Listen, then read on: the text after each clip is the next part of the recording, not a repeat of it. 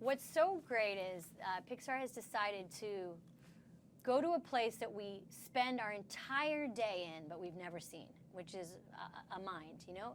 We live inside our own minds and we have no idea what it looks like. So Pixar's like, I'm gonna tell you what it looks like. This is what long-term memory looks like. This is, you know, abstract thought. This is imagination land. This is the place that produces your dreams. And they just do this thing they do over and over again, which is like, here's a world, we're gonna build it.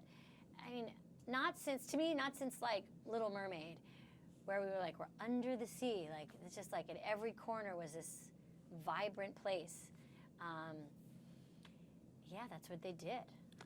Riley in the outside world is kind of dealing with change. She has to move.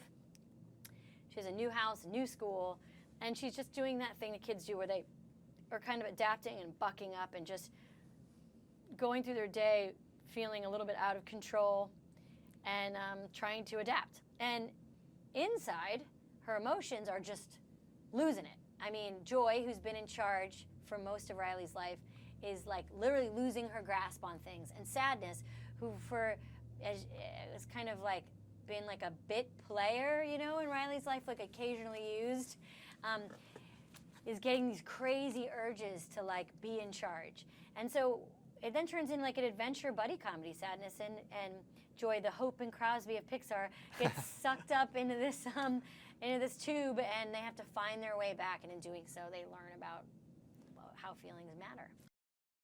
I think what separates it is that it challenges us to go deep and think big. It takes a really big conceptual idea and it makes it really beautiful and small and universal. I think the actual art, like the color and animations, feel like really new to Pixar. Like the shapes and world feel. I'm not visual enough or artistic enough to express why they're different, but they are. Yeah. I think there's a lot of hard jokes and a lot of emotional stuff that they're not afraid to do, and it's almost like they're not afraid of the minor key, and they just play it a lot in this film. So it feels like really fresh and exciting because of that. Here's my theory. I think, for the most part, really talented people are good collaborators because they aren't threatened by when is my next idea going to come. Mm-hmm.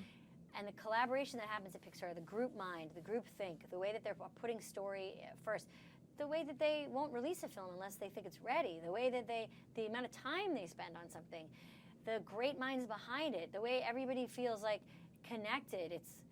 It's truly original. And when you go up to their compound and you see how they work, and then just their faith in their creators. And Pete Docter is just a good human with a keen observational sense and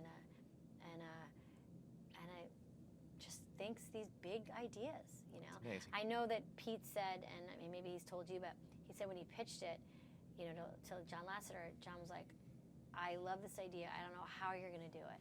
Wow. Right? Like, how do you do it? How do you do a movie about feelings? Like, and how are those feelings the lead characters? And yeah. And so just to take on that challenge alone and to spend 5 years doing it is really, truly remarkable.